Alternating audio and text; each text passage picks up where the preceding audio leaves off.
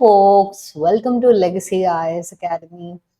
In this video, we are doing our NCERT continuation series. The new NCERT series is in such a manner that they have clubbed your history, geography, polity, economy under the name of social sciences. So what we are doing here is subject specific NCERTs we are doing. So this subject is all about your polity NCERT series. Right now we are in 8th standard NCERT chapter 6 of polity, which is the parliamentary system, legislature and executive.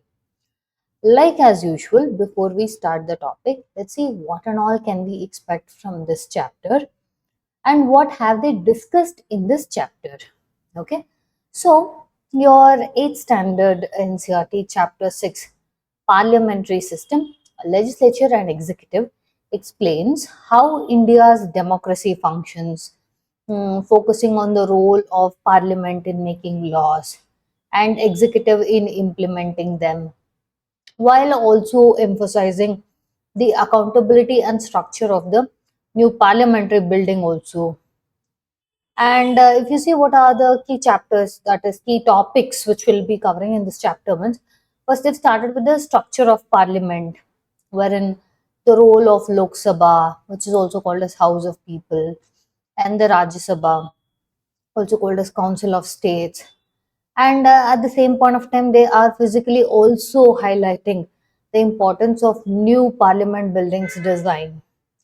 Next topic, they are highlighting about your legislature and executive relationship. As in, it explains the executive. Now, executive means your prime minister and council of ministers are chosen from the legislature and is responsible to them in return. Next, we also speak about accountability mechanisms. In here, it details as to how the government is held accountable through your various parliamentary devices like questionnaire, debates, committees.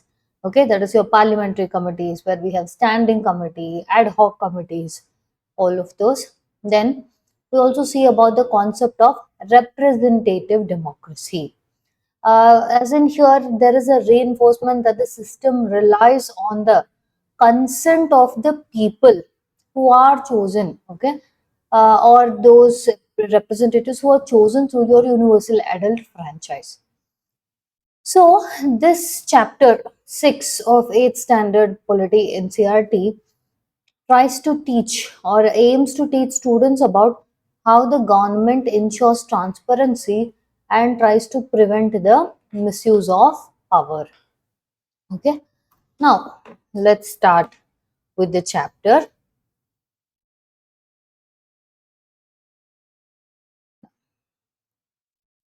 And look at this, like as usual, every chapter here starts with a thought. Here it is about a constituent assembly debate by Alladi Krishnaswamy Iyer in November 1949.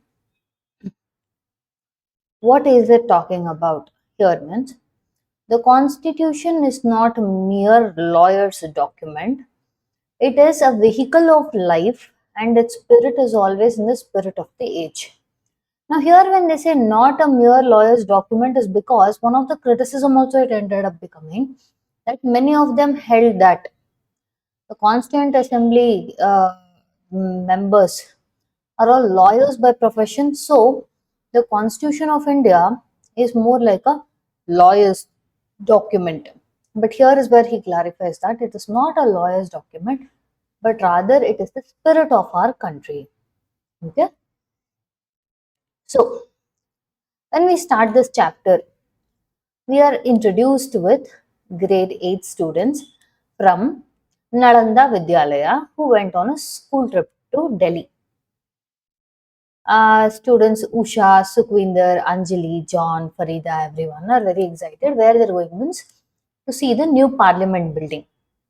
So here what we will be learning means we will be learning about the structure of parliament.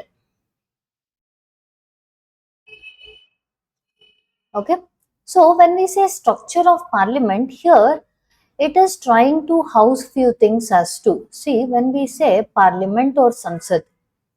This represents, or the whole point, this is let's say the job is lawmaking for the country. Yes. Now they also house responsible choices in even the way the building is constructed. Now see, you can see the conversations that is happening among themselves. It is not square or round, it is like a soft triangle. See, earlier, that is from 1952 to almost to 2024, okay, we had one parliament building. That was more of circular in shape. But whereas 2024, we built a new parliament building. First, I'll explain as to why. See, the old parliament could house a capacity of 550 members. That was how much your Lok Sabha capacity was. Okay. Rajya Sabha is 250. Right. Now, in case when they had joint session where both of these members had to sit together, then they would go to something called as a central hall.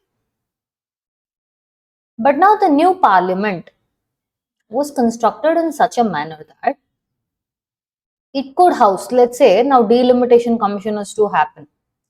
The number of seats in Lok Sabha and Rajya Sabha is bound to increase.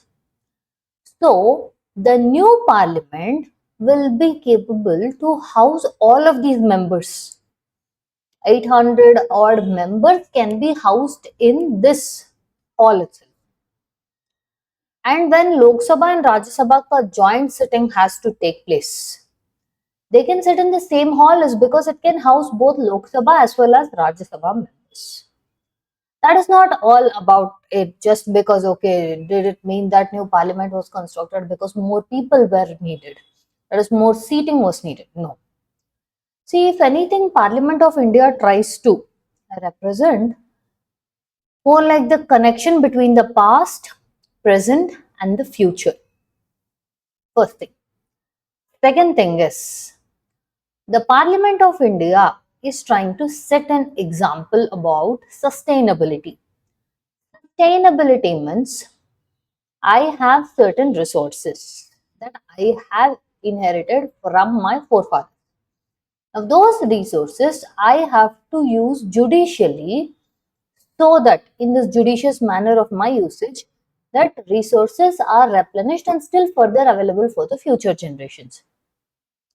Such as what? Green construction, cutting down the electricity consumption by up to, let's say, 30%.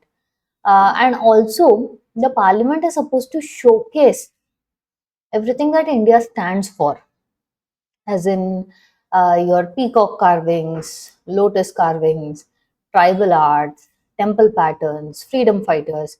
All of this, you see, it is one or the other way representing nation and national unity. Yes, and also your Ashokan emblem. So, this democracy, when we say with respect to parliament, it is not only about looking ahead, but also not forgetting its roots. That's what your introduction also states about. Now, when we start with our parliament, do you see the first image here? This was our old parliament, which is now called as Samvidhan Sadan. It was constructed as early as 1920s when our Constituent Assembly was going to meet to create Constitution of India. They met here only. And this only further went on to be called as Parliament of India for over 70 odd years. Okay, this is the old one. The image that you see now is the new one. This is called the Parliament Building or Sansad Bhavan. You see, the earlier one was circular in shape, whereas this is like a soft triangle. Now, this was constructed to accommodate the growing needs, including capacity, technology, sustainability, and safety. If this is on one side, then what will happen to the old building? Will it be demolished? No. It will act like a museum. Okay, the old building will act like a museum to showcase how much of history has gone into this place. the place where our constitution was created. Understanding? So, if you see, India's independence is not something that is to be taken very lightly for. Why? Because there were lots and lots of struggles and sacrifices. So, when we say Indian independence, it is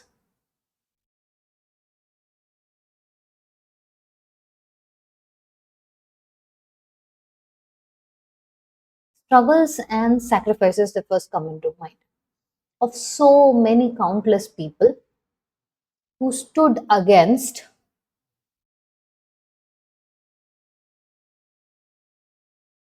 the colonial rule or your British rule. Now, the citizens of the free country, that is 1947, August 15th, we are a free independent nation where our people could now decide the future of India. Okay. The first thing in order to create the free independence for India was in drafting of the Constitution of Independent India.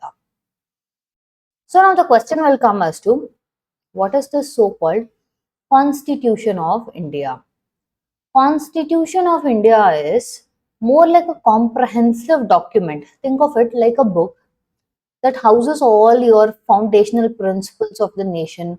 That is, this nation is supposed to have these particular ideologies or these principles as the bedrock or as the foundation.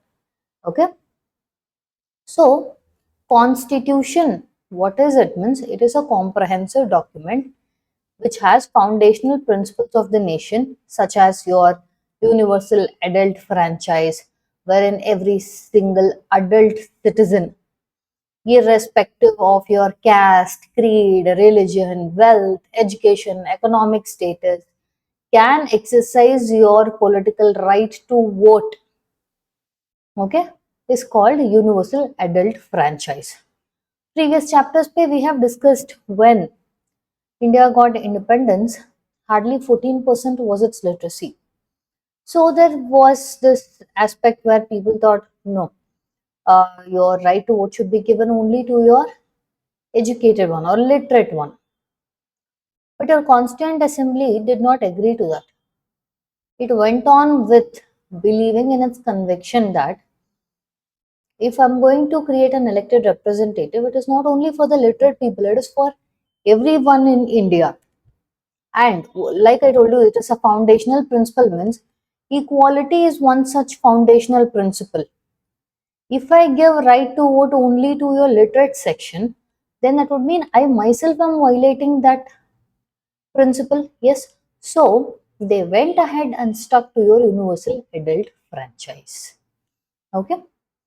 So if you see this parliament or Sansad, what we are seeing has two houses. In that, the first house is your Lok Sabha. Lok Sabha is where people of India are directly electing the representatives. Okay. To do what? So that these representatives who are elected by people will represent and act based on the interests of the people of India. Okay.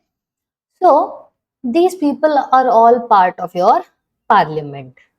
Now, when I say parliament, okay, parliament comprises of two houses. One is Lok Sabha, second is Rajya Sabha. Okay. Now, in this parliament, what exactly this Sansad or parliament we are calling, what exactly is it going to do? Means it is the supreme legislative body of the government, meaning what? It makes laws for the entire country. This is the first and foremost main thing what your parliament is there for. In that, when we take Lok Sabha has all the elected representatives of people. Okay.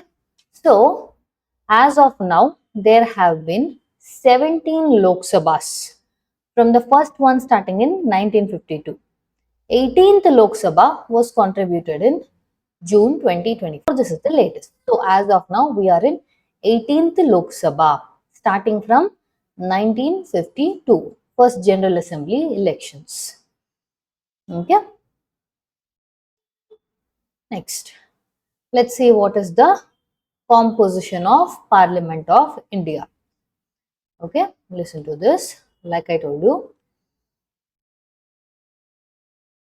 Parliament in broader aspect, if I'm going to speak, it comprises of President of India, Lok Sabha, also called as House of People or Lower House. Next is Rajya Sabha, which is called as Council of States or Upper House. Okay. Now, because there are two houses present, Parliament is mandatorily meant to be bicameral in nature. Bi means two, cameral means houses or chambers. So, there is lower house, there is upper house. Lok Sabha is directly elected by people.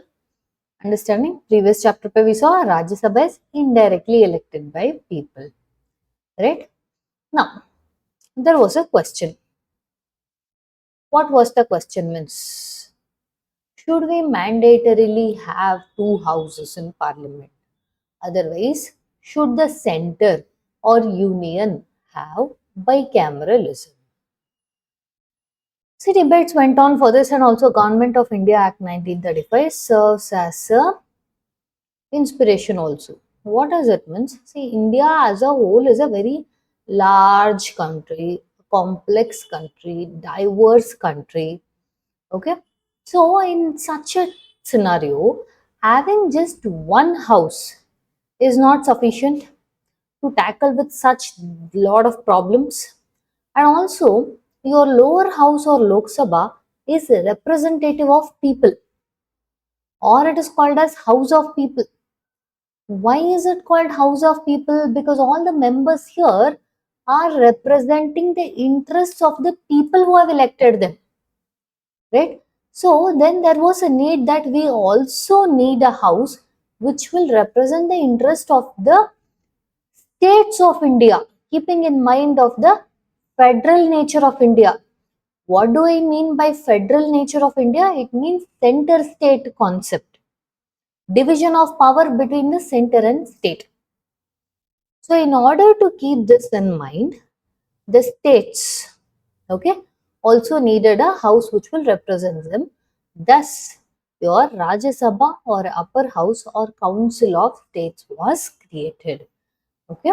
Now, if you see the image, this is the representation of the new parliament buildings, Lok Sabha and Rajya Sabha.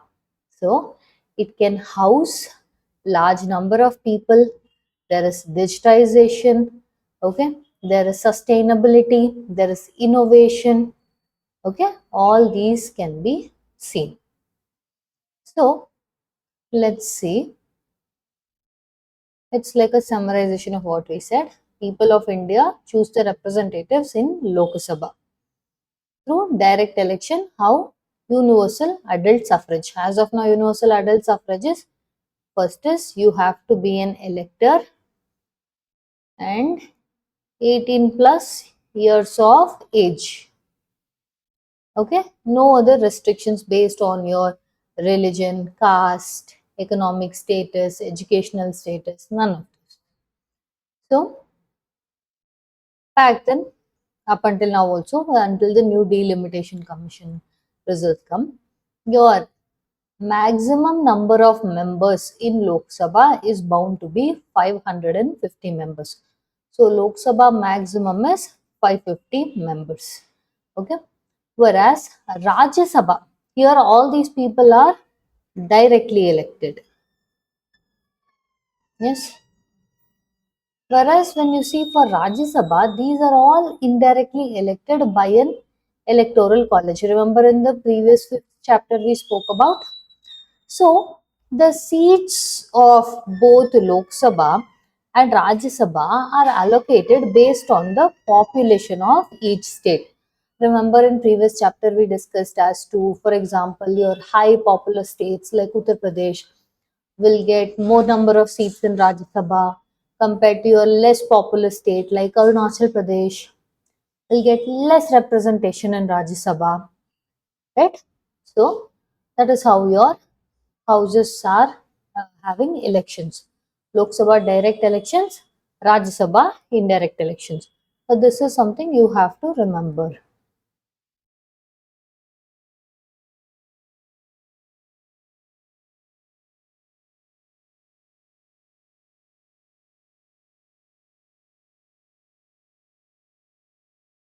Okay. So Lok Sabha has direct elections, Rajya Sabha has indirect elections. Now, in our Constitution of India, if you see, we have taken the inspiration for our Constitution from various sources. Now, the reason I'm calling it as inspiration is, see, first and foremost, Indian Constitution makers were clear on one thing. It is a long and hard fought freedom for India. It is our duty to provide the best possible features for our people. So, what we do is we take the best time tested principles which throughout the world which has been successful and people accepted, and something that suits the Indian scenario. Okay, just because it has been working somewhere doesn't mean we have taken and put that here. Something that suits the Indian scenario that we will take. Okay, one such inspiration was your Britain's system of parliamentary democracy is the one that inspired our Indian parliamentary democracy also.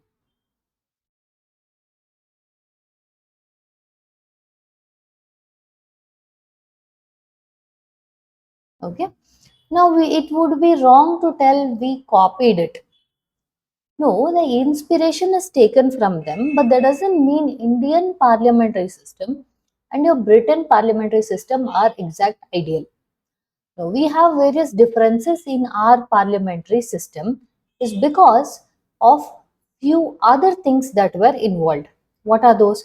See, we had the practical experience that we had gained by participating in your British colonial structure.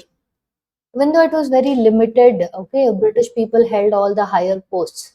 Still, we had the way of looking into what are the loopholes in this system. So, this gave us the familiarity of your parliamentary procedures. Alongside this, India also from ancient perspective of India, you would have seen by now Mahajanapadas, ancient republics. Just because you belong to a particular clan or a chief's son doesn't mean you're made as the next tribal chief. But based on your merits, it was decided by educated elders. So that also served us as an inspiration. For example, if you see, parliamentary democracy of your Britain is monarchical in nature, which means people coming from a heredity or a royal family only will hold the power. But India's parliamentary democracy is a republic. Republic meaning our head of state is an elected person. So who is our head of state? President of India.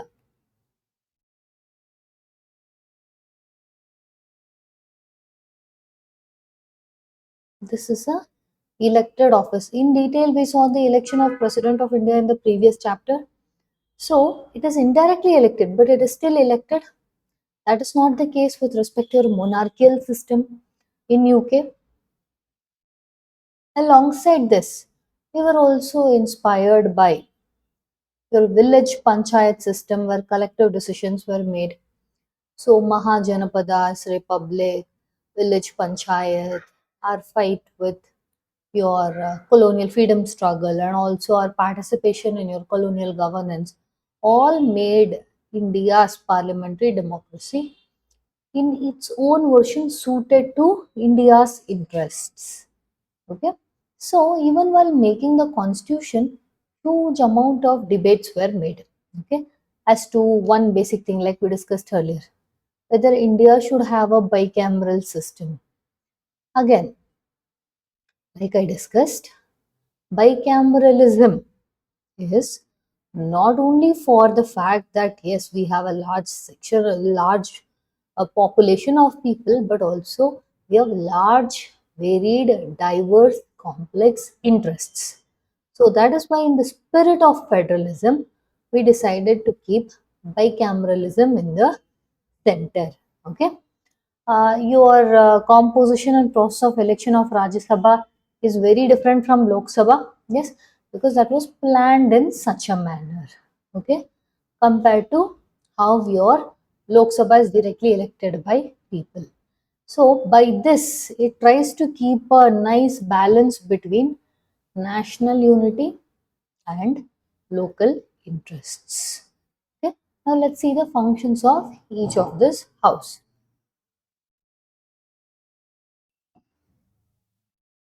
Now, I told you Parliament has two houses. One is Lok Sabha, second is Rajya Sabha. In both Lok Sabha and Rajya Sabha, I told you Lok Sabha has 550 members maximum. Rajya Sabha has 250 members, right? Now, for all these members, if they all come together, sit and keep talking simultaneously, there will be no order, only chaos. There will be nothing productive happening. So, because of that is why there comes a concept of presiding officer. Okay, presiding officer of Lok Sabha, presiding officer of Rajya Sabha. Presiding officer of Lok Sabha is called as Speaker of Lok Sabha.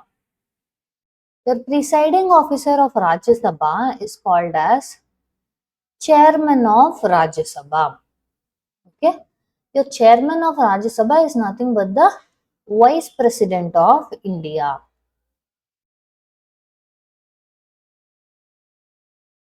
Now, if you see who or what role does the Speaker of Lok Sabha do, means he is the one who conducts the sessions. He is the one who allows the members to speak in their respective time slot. He maintains discipline in the house, and he also makes sure that the rules of the house are followed. Okay, same role is done by your Rajya Sabha chairman. Okay, who is also the Vice President of India. Okay, so Parliament has two houses.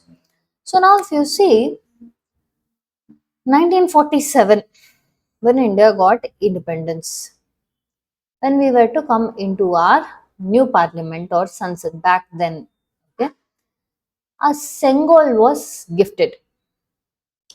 It was gifted in a sense like a symbolic handing over of Sengol to the first Prime Minister of India. What is this Sengol means? Do you see the image here? Okay, this is like a scepter. Okay, so this is gold plated silver scepter. Okay, this is more like in your Chola period and all. If you see, this is seen as a symbol to mark, okay, the transfer of power. So usually scepter is a decorated rod which is carried by king or queen on ceremonies as a symbol of their power. So now such a scepter was given, okay, or handed over to India, which means symbolically now the power of India is with the people elected representatives. Okay, where is the Sengol placed? Means it is placed near the speaker's chair in the new Lok Sabha. Remember, we changed to new parliament in 2024. So, this is near the speaker's chair in Lok Sabha, which serves as a symbol of righteousness and just rule. Why Lok Sabha? Because they are elected by people. It is people representatives. So, the power that is coming from this has to be a reminder as to how power must be guided by dharma and righteousness. On top of this, now do you see the image here? This is Nandi. Okay. So Another aspect of parliament is, now parliament means, I told you 550 maximum number of people are there. I told you our country is divided into imaginary blocks called as constituencies. Yes. Now all these constituency comprise of all the states in India: north, south, east, west, central India. Now all of them do not have one common language. So in order to make the parliamentary discussions accessible to all, translation services are also provided in multiple Indian languages. Earlier it was available in 12 languages such as Hindi, English, Assamese, Bengali, Gujarati, Kannada, Malayalam, Marathi, Odia, Tamil, Punjabi, Telugu. Now they have added 6 more languages to that list. What are those means? Bodo, Dogri, Maithili, Manipuri, Urdu, and Sanskrit. Okay, so much more languages will be added. As of now, there are 18 translation languages available.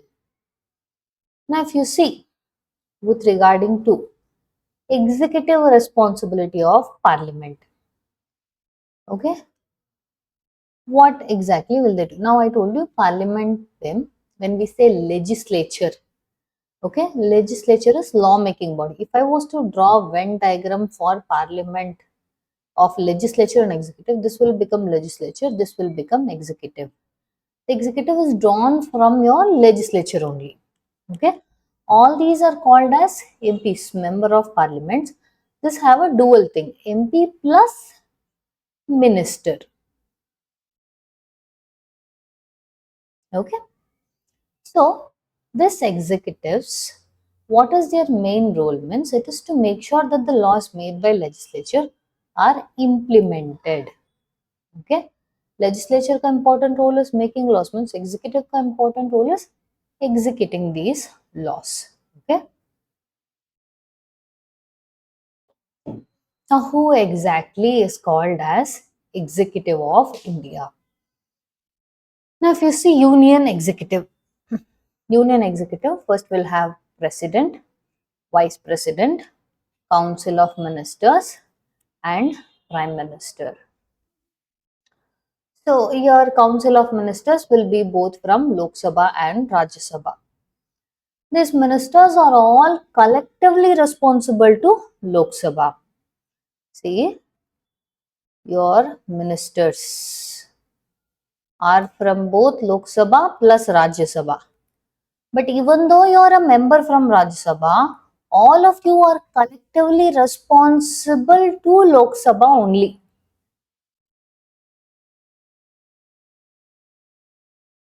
Okay, so collective responsibility is towards your Lok Sabha only, even though you are from Rajya Sabha. If you are a minister, this is one very important key point you have to keep in mind. Now let's see what are all the legislative functions of the parliament. Okay, the constitution has told that parliament has some of the things that it has to fulfill, means do. What are those? Means it has constitutional functions, law making functions, executive accountability, and financial accountability. What are these? We will be discussing in detail for each one of these. Okay. The first one we will be discussing is constitutional function. See, first and foremost, we learned that, okay, the main theme of democracy and governance, if you see, is that it is to be on the line of rule of people. Yes.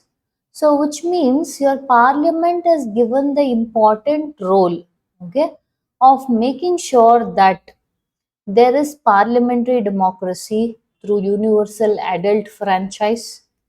Okay, what is universal adult franchise? Two things: You have to be an elector in your constituency. You have to be 18 plus years of age. Okay. And also, there is one important aspect of India's parliamentary democracy is separation of power between legislature, executive, and judiciary. See, earlier chapters we have discussed government has three organs. What are the three organs? Legislature, executive, and judiciary. Earlier chapters also we have discussed that in case if all the three powers are given to just one body, then that will lead to abnormal amount of powers in just one body. There will be no checks and balances. If you have to have checks and balances, then you need to make sure you follow the principle of democracy. What is the principle of democracy? Division of powers and separation of powers.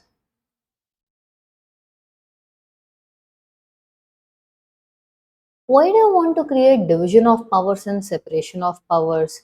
See, when power is concentrated, okay, it leads to absolute power. Absolute power corrupts a system, whereas division of power into various units and decentralizing that power creates real power in the system, where the power is ultimately in the hands of people and not just one organ. So that is why a separation of power has to be strictly carried on. And also another aspect is ensuring federalism. What is federalism? Division of power. What is division of power? Creation of center and state. Okay.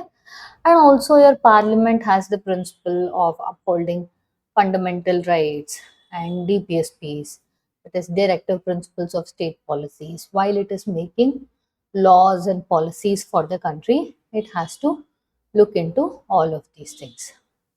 Next most important function the parliament has is lawmaking powers.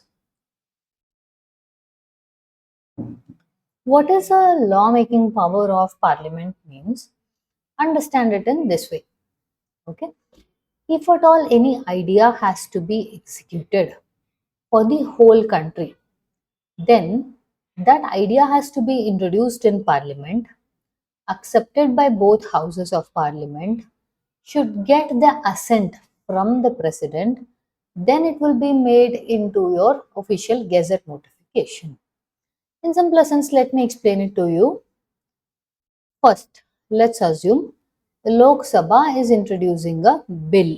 Bill means simple sense by idea, or otherwise it is a draft of a proposed law. Okay, that should be approved by parliament so that if it has to be made into a law or an act or an action has to be made, then this has to follow course of procedure. That course of procedure is what we are calling as lawmaking. So, a bill is introduced by Lok Sabha. Let's assume that bill gets passed by Lok Sabha. Then it will be into your Rajya Sabha. That bill is again introduced here and passed here. Then it goes into the hands of President of India. Now, when President signs or assents the bill, it will be made official in your Gazette notification. That point of time, the bill which is there will now be an act. Okay. So, we will see how one real life example of how this act got to be made. Okay. So, now we will see how your RTE Act ended up from your bill stage to your act stage. What is RTE Act? Right of Children to Free and Compulsory Education Act of 2009, otherwise also called as Right to Education Act. Okay. So this RT Act, it came into existence on August 2009. That doesn't mean that only in 2009 your RT Act idea came into picture. Even before, almost 100 years ago, say, they have been having the idea of creating RTE. What is this RTE means? What is this RTE means? Right to education, free and compulsory education from 6 to 14 years of age for all the children in India.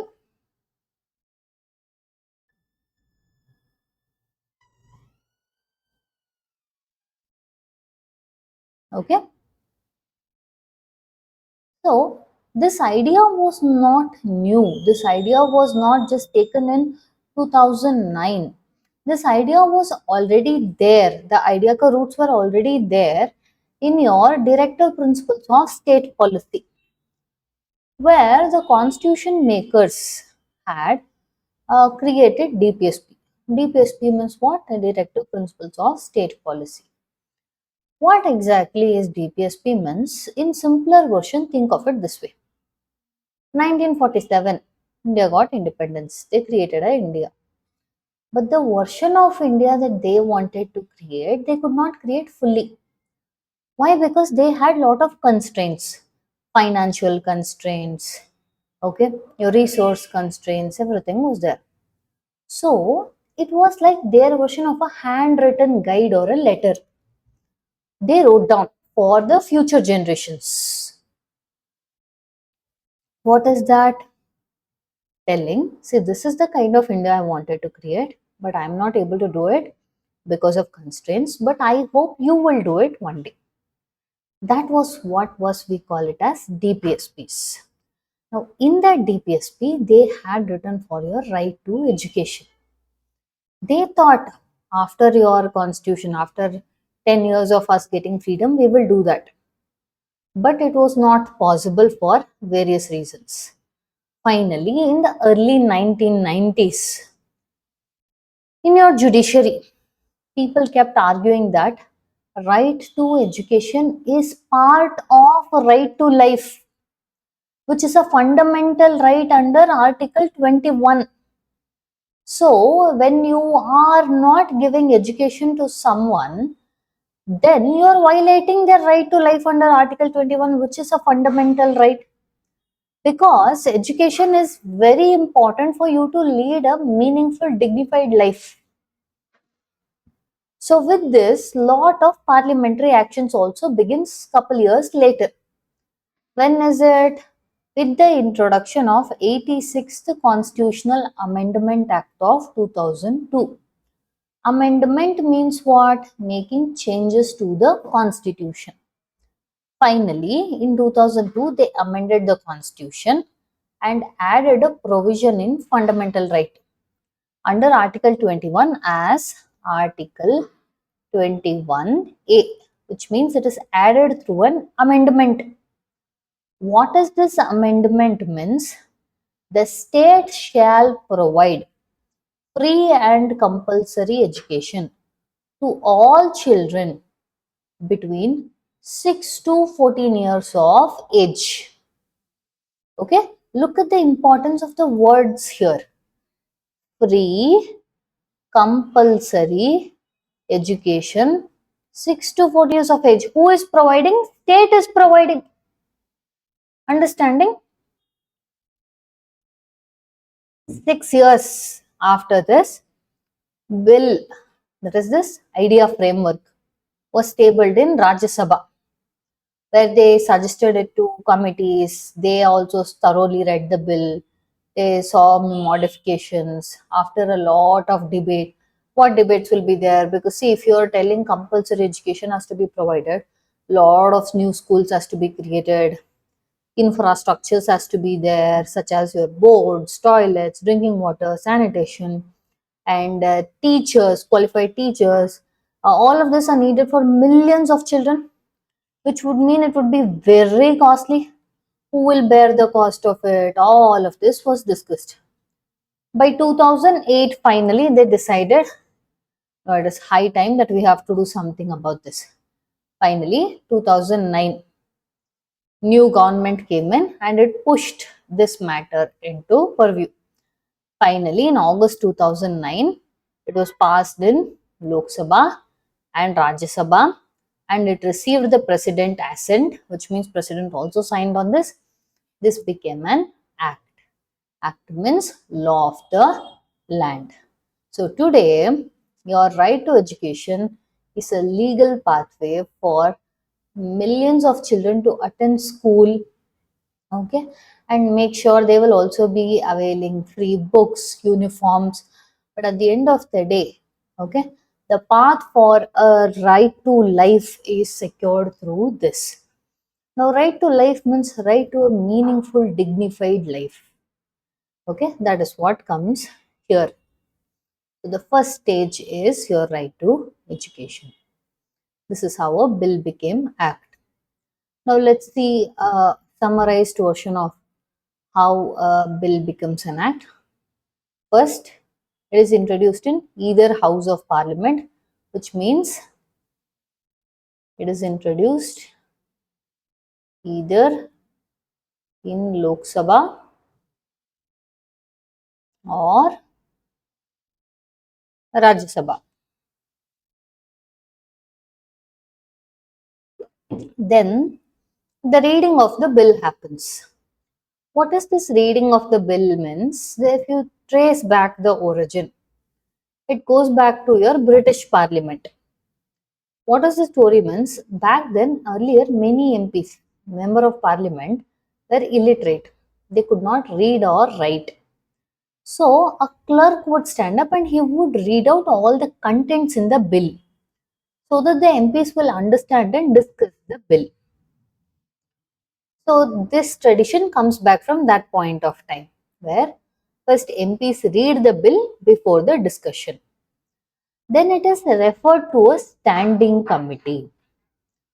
What is a standing committee? Parliament has committees. Okay, two types of committees. One is called as standing committee, another is called as ad hoc committee. Standing committee means permanent committee. Ad hoc committee means temporary committees. Okay, this permanent committees consist of MPs. Now, when I tell permanent committee, does it mean MPs will be permanent? No. MPs will change, but the structure of a committee will remain. Okay. So, what is the work these committees do? Means they will scrutinize government activities, they will make recommendations, and they will even ask questions as to why this action was taken by government or why this action was not taken up by government. Okay, so this is one version of parliamentary committees, is one device where your parliament chooses or exercises accountability on the executives. Okay, so it is referred to the committees where let's say specific parts of bills are in detailedly they will be discussing, suggesting modifications, all of this will be there. Then what will happen after the committee stage? It is taken for consideration and for passing. Clause by clause discussions will happen, amendments will be made, finally they will vote on the bill. Okay, this is in first house. The same procedure will repeat in the second house also. After this, when both houses have passed, look at this, by this phase both houses should pass the bill. Then it will go to presidential assent. After it receives presidential assent, it will be notified in the Gazette. Notified in the Gazette. What is a Gazette? It is a official government publication which will announce any official information. Okay, so this is how a bill becomes an act. Now there are certain things I told you in this bill. For example, right to education bill. Your education comes in concurrent list.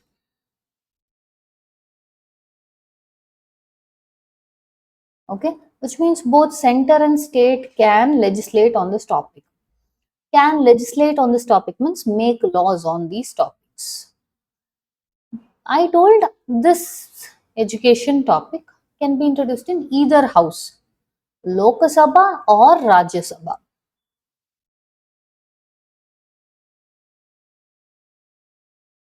But there are certain types of bills which can be introduced only in Lok Sabha. Such kind of bills are called as money bills. What are money bills? This includes financial matters such as taxation, government borrowing, etc. Okay, this can be introduced only in Lok Sabha and also with prior recommendation of President of India. Okay, so this is your lawmaking responsibility. Next is executive accountability. See, earlier we saw executive means in the center. First we saw president, vice president. Next is PM and COM, Prime Minister and Council of Ministers. Ideally, if you see for your executive, your president, okay, he does dual work. One, he is head of state and nominal head of executive, which means he is namesake or symbolic head of executive because he has to sign the bills. Okay, so these kind of decisions are there with president. But if you see who is the de facto or real, okay, head of government,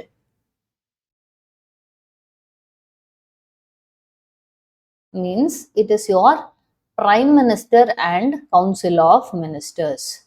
What work do you think they will have? Means first and foremost, it is implementing and enforcing the laws which are very much needed for running of the government.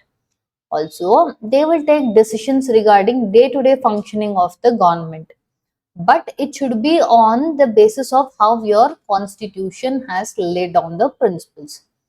Next, they are answerable. Remember, I told you your PM and COM are collectively answerable, even though the COM might be from Rajya Sabha, but they're collectively responsible to Lok Sabha only, right? So they are answerable to Lok Sabha. How are they answerable to Lok Sabha? Through many parliamentary devices such as question hour. Usually, Parliament first begins with your question hour only. What is question hour? Means the ministers have to justify their actions and decisions to the Lok Sabha. As to, okay, this is the reason why I did so and so thing. This is the reason why I did not do so and so thing. Okay, where question hour in short means that MPs can ask ministers question about government policies and actions. So this is one way where your legislature holds the government accountable. Okay, a lot of committees are also there for the ministers to answer the question. Okay, now when we tell parliament, it doesn't mean it is always very serious, formal. Many times your parliamentarians, MPs, will invoke things in the name of poets, prose. Okay, now you can see here while presenting Union Budget for 2025-26 on 1st of February, the Finance Minister Nirmala Sitharaman had recited a verse of Tirukural. Tirukural means it is a ancient Indian treatise in Tamil which speaks about governance, ethics, morality. What does it speak means? Just as living beings live expecting rains, citizens live expecting good governance. Okay, if we all have to live, we need water. Same as how your citizens need your governance. Okay, so this is just to showcase that Parliament is a place where a lot of humor, poetry, okay. What the objective is also will be held ahead. Next, one more instance they told us in 2011 in a spirited debate. See, the spirited debate is very important principle in Parliament. We should not just keep agreeing with majority. Even the minority voices has to be heard. Opposition voices has to be heard.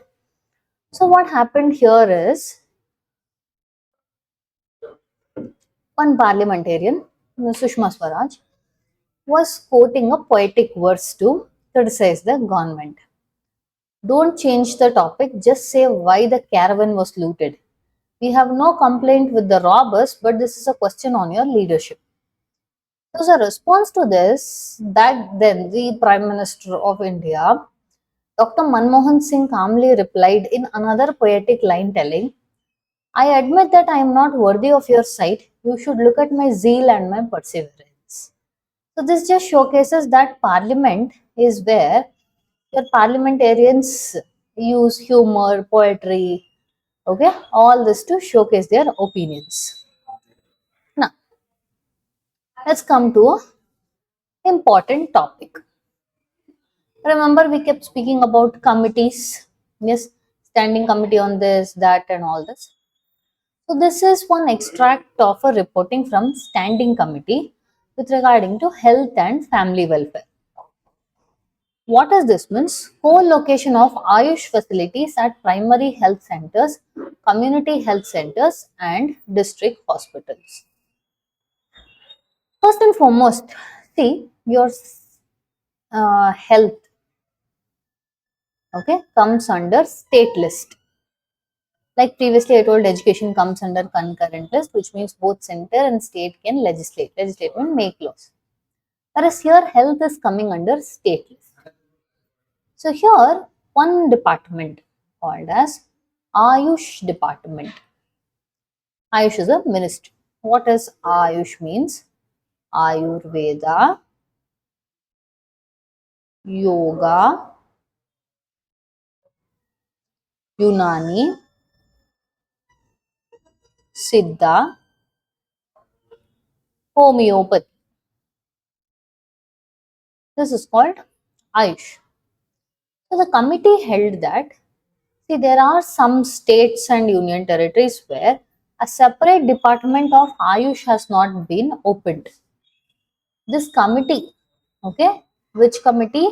Committee on Health and Family Welfare is telling, in order to, okay, have a good coordination and better healthcare, Ayush healthcare, why don't you recommend Ministry of Ayush to persuade the states and union territories which is having no separate department of Ayush to create a department like that. So that time we can have a holistic, okay, access to healthcare. But here if you see, public health is a state subject. So Department of Ayush has to be created, means it has to be created by the concerned respective state government. Now, what happened was, here you can't force the states to do, but you can persuade the states, request the states, okay, create different meetings to showcase how important it is to create a national Ayush mission.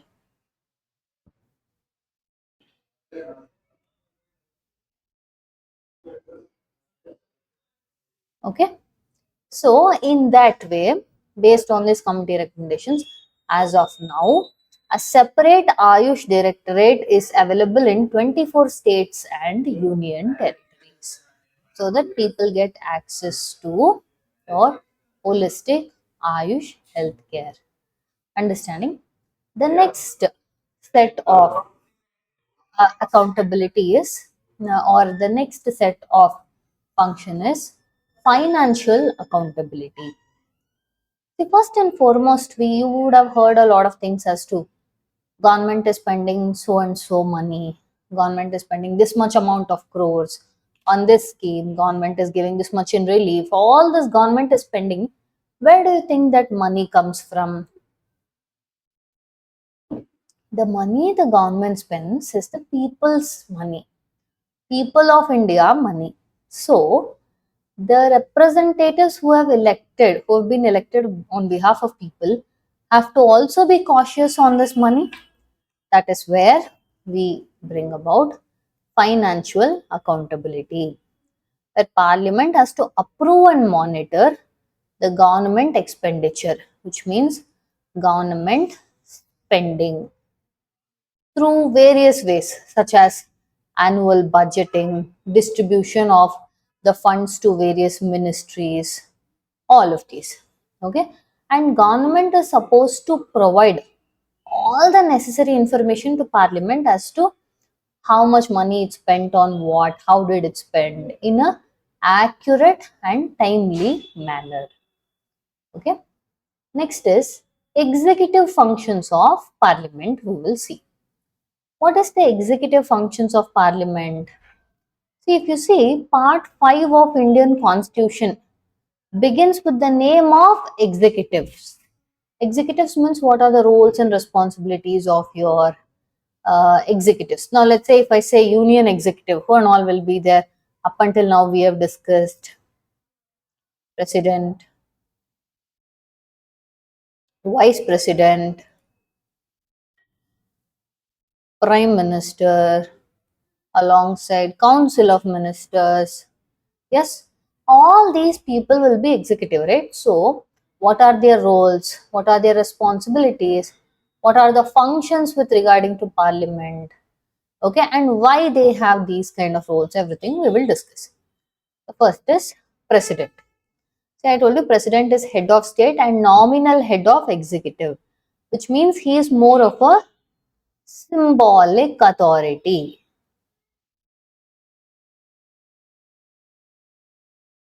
Okay, whereas actual running of government, who is responsible, means that is your prime minister and council of minister. Where does then president, prime minister comes in? Your president is the one that appoints the prime ministers and other council of ministers.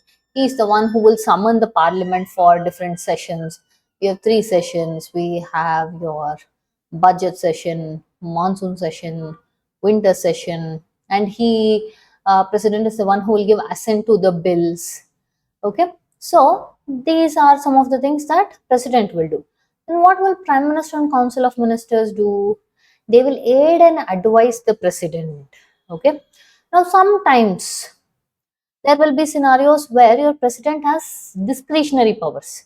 He can do things without even the aid and advice of PM and COM. When, let's say, an election has happened, no party has won a clear majority, that time in Lok Sabha elections. So, who to be called to form government? All these things will be the discretion of President of India. Next is Prime Minister and Council of Ministers. Who will you tell is the real head of government? Means it is your PM and COM. Okay, they are the de facto executive authority. So president appoints the leader of the majority party as, or your coalition party as, the prime minister. Prime minister along with council of ministers will form the government in Lok Sabha. So what is the prime minister's important functions? Means he will lead the council of ministers, advising the president, coordinating the work with different ministries, making sure the national policies are created. So the prime minister along with council of ministers are the ones who run the government, and they are collectively responsible to Lok Sabha. Why? We have discussed earlier. So most of the bills which will come to parliament are initiated by your government only. Some are by your non-ministers also. So permanent, these particular political executives, okay, these political executives are assisted by permanent executives. We have seen this also in earlier chapters. Permanent executive means like civil servants. Okay, so political executives along with permanent executives help in maintaining and implementing your law, policies, law and order, all of this. These permanent executives are nothing but your administrators or your bureaucrats who will work under various ministries to make sure effective implementation is there. If you see ministers have to take important aspect of accountability.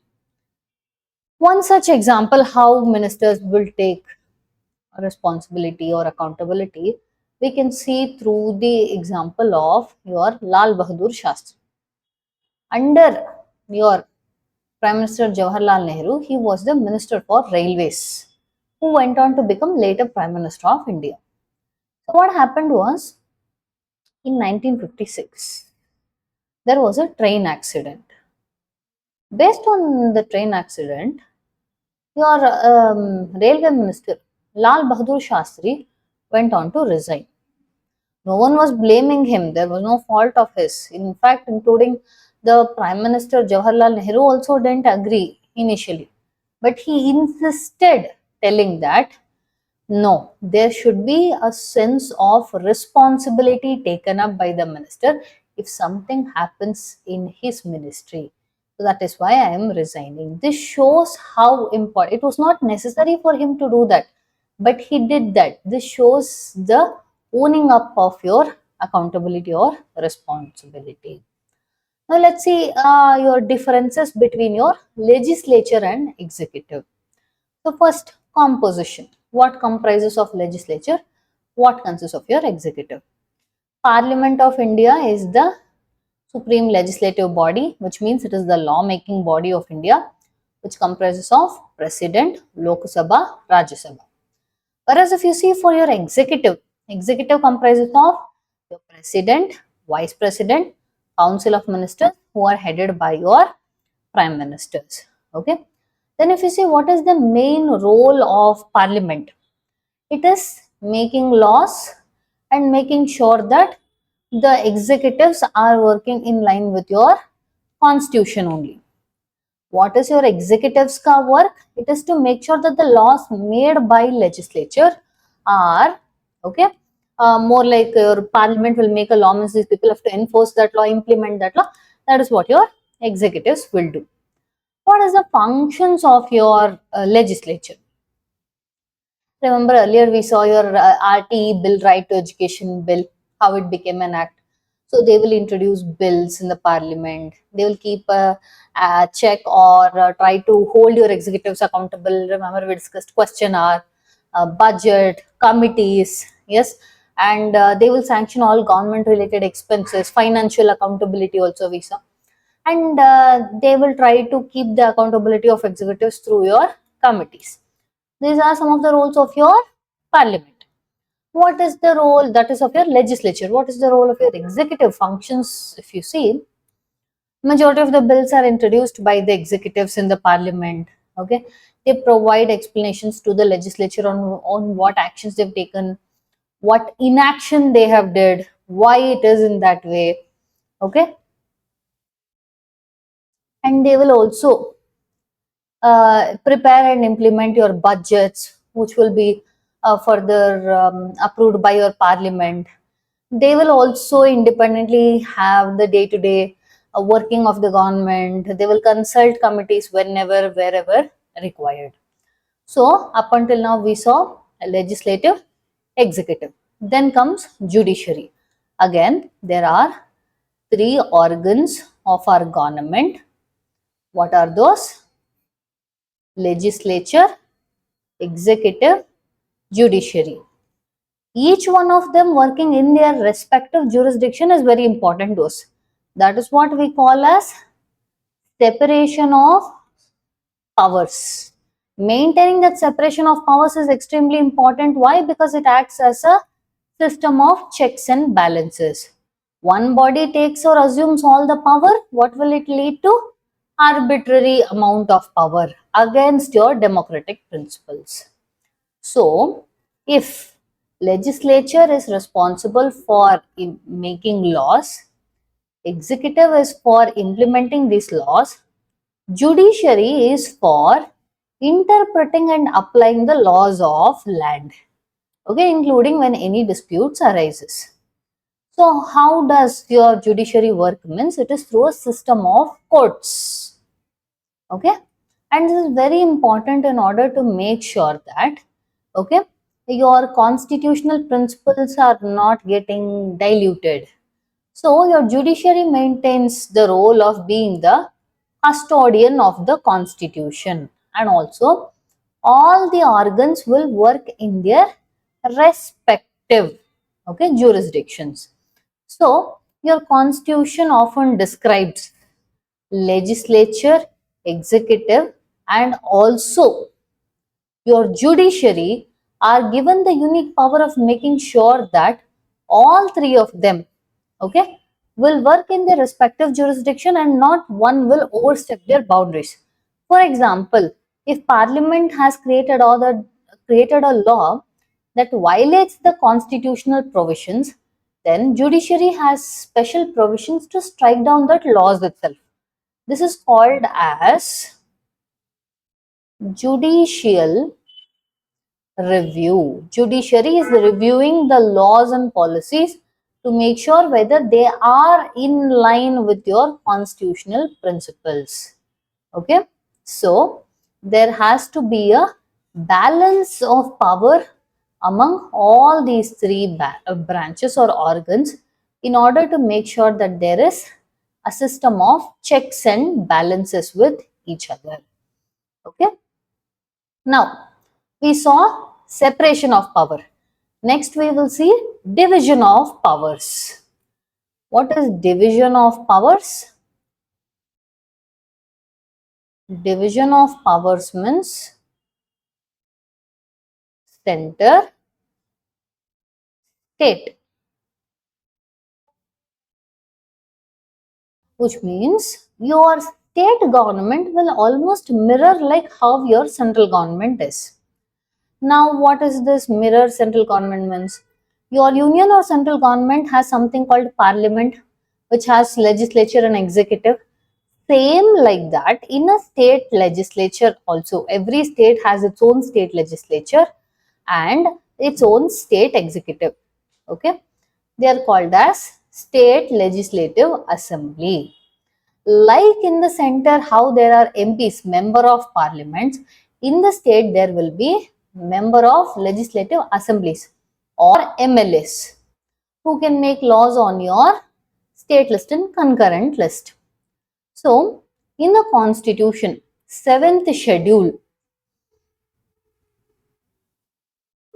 there are in total 12 schedules. So, the 7th schedule speaks about lists. There is something called as union list, something called as state list, something called as concurrent list. Whatever topics are there in union list, only your center can make laws. Whatever things are there in your state list, only your state can make laws. Whatever aspects or topics are there in concurrent list, both center as well as state can make laws. Remember when I told about education, I told it is concurrent list. When I was speaking about public health, I told you it was state list. Example for your union list would be defense, currency. So this is called as your list. So a center can make laws in union list and state concurrent list. State can make laws in state list and concurrent list. Okay. So this is how they will make or legislate with regarding to different items. Now let's see the difference between your union government and state government or central government and state government. Earlier we saw difference between legislature and executive. Now we will see difference between executive only, but in central executive and state executive. Okay. So in the center, we saw head of state will be there. That is President of India, who is elected by indirectly by your electoral college. Like that, in state, the head of state will be governor. He is not let's say elected, but he is appointed by the President of India. Usually the term of office for president is 5 years, governor is also 5 years. Nominal head of the state is president, but real head of government or de facto head is Prime Minister, okay, along with your Council of Ministers who is head of government. Same like that in the state, the nominal head is governor, but the de facto real executive or head of government in the state is Chief Minister and Council of Ministers. So, who here is electing the executives in center? That is same. Whoever is the leader of majority party or coalition party becomes the Prime Minister. Here also similarly, in your state legislative assembly, whichever party gets the majority or whichever coalition party the majority leader is represented, he will become the chief minister. Okay, the council of ministers are selected by prime minister in central government. They are selected by the chief minister in the state government. Now, responsibility we saw for your council of ministers. Prime minister and council of ministers are collectively responsible to Lok Sabha. Whereas in the state, the chief minister and council of ministers are collectively responsible to Vidhana Sabha or state legislative assembly. Okay. If you see the legislature structure or parliament for the central government, it is bicameral. Bi means two, cameral means houses. Mandatorily Lok Sabha, Rajya Sabha, both should be there. But whereas for your state governments, it is optional. They can either be unicameral or bicameral, which means they can either have only one house or they can have two houses. One house is called Vidhana Sabha. Two houses means Vidhana Sabha plus Vidhana Parishad. Compulsory one is Vidhana Sabha. Today in India, if you see, only 6 states have Vidhana Parishad or this bicameral legislature. That is your Karnataka, Andhra Pradesh, Telangana, Maharashtra, Uttar Pradesh and Bihar. Okay. So which is the lower house in central government means it is Lok Sabha or House of People or House of Representatives. That is people elected representatives. In the state, it is Vidhana Sabha or Legislative Assembly. So, which is the upper house means Rajya Sabha or Council of States. In the states which are having bicameral legislature, it is Vidhana Parishad, okay, which is there only in few states, 6 states. The term of lower house is 5 years in both center as well as states. The presiding officer of Lok Sabha is called Speaker. Presiding officer of Legislative Assembly is also called Speaker. So, in which topics can your Lok Sabha make laws means? In union list and concurrent list. In which list can State Legislative Assembly make laws? On state list and concurrent list. Which bills can be introduced only in Lok Sabha? Money bills. Which bills can be introduced only in Vidhan Sabha? Money bills. Okay, so the lower house of both center and state government is where you can introduce money bills. So, state legislature means it will have either unicameralism, one house, or bicameralism, two house. Lower house or compulsory house is Vidhana Sabha. Okay, the upper house is Vidhana Parishad. States having Vidhana Parishad is Andhra Pradesh, Bihar, Karnataka, Maharashtra, Telangana, Uttar Pradesh. Remaining all the states have unicameral legislature. Now, we saw your executive, legislature, judiciary, we saw center, we saw state. Now we have to see what are the challenges, okay, that is faced while the functioning of these legislatures. First and foremost, Indian legislature, be it parliament or state legislative assemblies, the main process that they have is your enacting laws, okay, overseeing the administrative projects, and also your approving the budgets. All of this are there, but there are also some internal challenges that they face. What is it? That is productivity of the house. Productivity means in parliament, it is measured by number of hours either Lok Sabha or Rajya Sabha functioned against the time it was scheduled to. Let's say I have told you have to work for 6 hours, but in that only 1 hour you worked, your productivity is only 1 hour. Okay. Usually, if you see, Parliament meets 3 times in a year, or we have 3 sessions. What are those? Budget session, monsoon session, winter session.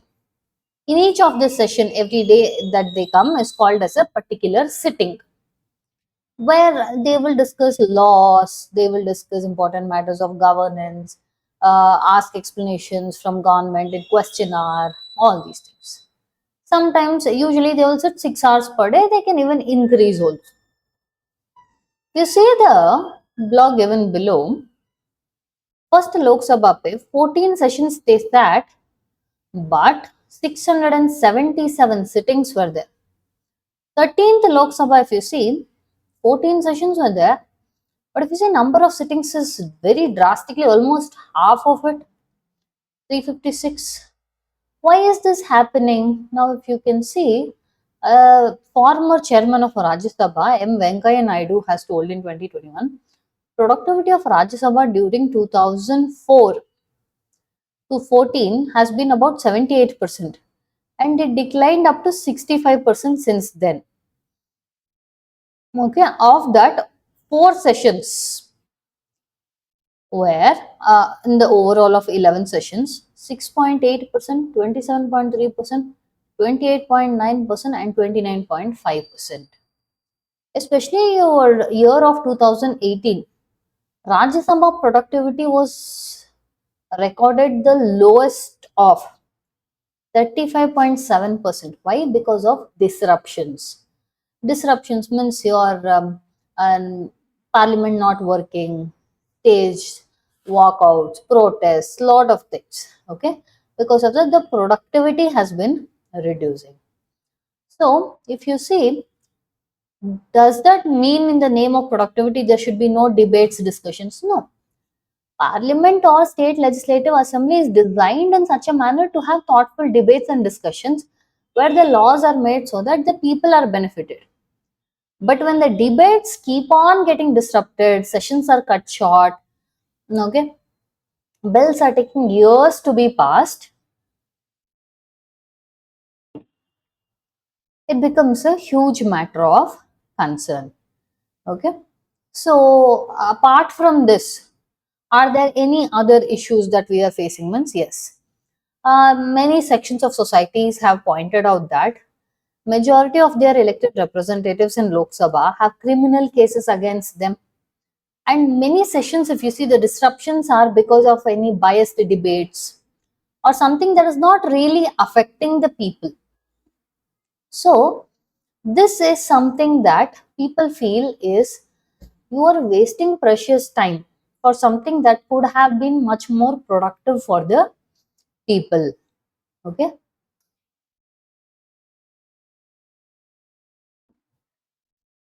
Despite that, yes, there are fair share of difficulties or disruptions that happen. Yet, what is one way to overcome this? Means awareness to the citizens. More and more citizens has to participate in discussions, public debates, digital spaces. Okay, so this will be brought up during your government policy making process. Okay, and constructively engage with your political representatives also. So, if you see, governance is about making your governance maximum. Okay. So, governance maximum can also happen one way is through your participatory democracy. Now, if you see, look at this quote of former Prime Minister Atal Bihari Vajpayee, who tells that governments will come, parties will rise and fall, but the nation must endure and the democracy must live on. Because at the end of the day, that is what the whole point of all these institutions are. So, if you see, what did we learn from this chapter? Parliamentary system makes sure that there is division of powers, separation of powers. People who are elected, okay, the elected representatives are held accountable, and your legislatures for making laws, executives for implementing laws, judiciary is to make sure that the laws are in line with the constitution. The parliament is representing the voice of people, which also has to be a place for constructive debates, discussions. Okay, and your institutions has to help protect the citizens rights, representations, and functioning of parliament has to be more efficient. Okay, with this we have come to the end of the content. Thank you.